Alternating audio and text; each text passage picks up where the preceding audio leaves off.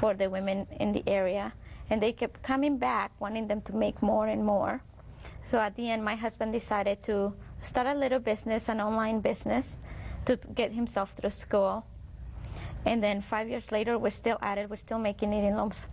And you're knitting away. Yeah, and I'm knitting away. Well, great. Well, you've taught us all about circular looms, and now we're moving on to knitting boards, correct? Yeah, that's okay. Correct. And the knitting board, it is this one right here that we have. It is very similar to the circular looms that we saw before. As you can see, they have end pegs right here. But then to use it as a knitting board so that it provides you a reversible item, you would not use those end pegs right there.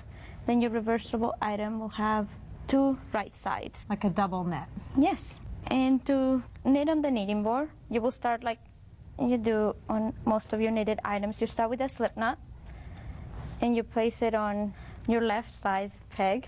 Okay. The one farthest away from you. Yep. And with your yarn, you go up and down, making little V's on your knitting board. And when you reach the desired number of pegs, you turn your board around, and you cover all the ones that you skipped on that first pass. Okay, so you're skipping one on each side. Yes. And when you get to the side where you began, you have one complete circular.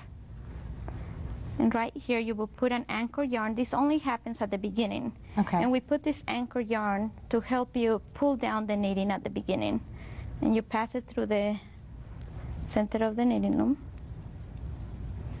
And then you make a knot on the end so it doesn't go out. Okay. And you'll be ditching this later once you're done? Yes. Okay. Once you're done, you just take it out, and your knitting will look like this one right here.